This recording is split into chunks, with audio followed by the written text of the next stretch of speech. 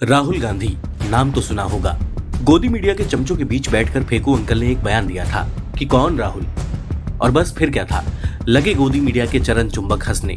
फेकू अंकल के इस कौन राहुल कहने में अकड़ थी, घटिया अहंकार था और सबसे बुरी चीज थी दूसरों को नीचा दिखाने की सड़ी हुई मानसिकता। लेकिन कहते हैं ना कि वक्त का पहिया जब घूमता है तो दुनिया बदल जाती है, और वही हुआ भी। जहां अब कौन राहुल से नौबत यह आ गई है कि मोदी को राहुल गांधी जी के सामने हाथ जोड़ने पड़ रहे हैं। राहुल गांधी जी ने भारत जोड़ो यात्रा करके देश की जनता के दिलो दिमाग में अपनी गहरी छाप छोड़ी, पर एक ऐसे नेता के तौर पर उभरे जो देश की जनता की तकलीफों को समझता हो और उनके लिए मेहनत करने को तैयार हो।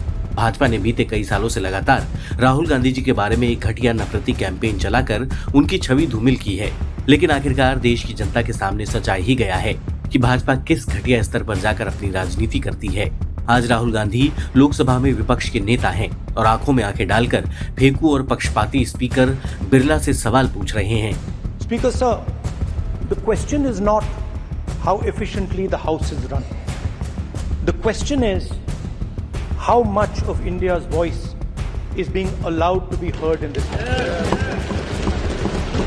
So the idea, Speaker sir, so the idea that you can run the house efficiently by silencing the voice of the opposition is a non-democratic idea.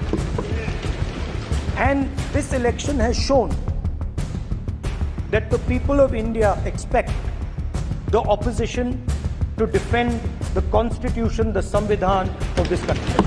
और फर्जी 56 इंची के चेहरे पर राहुल गांधी जी को देखकर खौफ साफ साफ देखा जा सकता है। अब मोदी की मनमानी नहीं चलेगी और महत्वपूर्ण मामलों में राहुल गांधी जी की भूमिका बढ़ चुकी है, और यही बात भाजपाइयों को हजम नहीं हो रही है। अब तो शायद समझ आ गया होगा कि कौन राहुल गांधी। इसलिए कहते हैं कि अकड़ में नहीं रहना चाहिए, क्योंकि भगवान अकड़ और अहंकार को अपना भोजन मानता है और उसे निगल जाता है, और यही हुआ है फेकू के मामले में।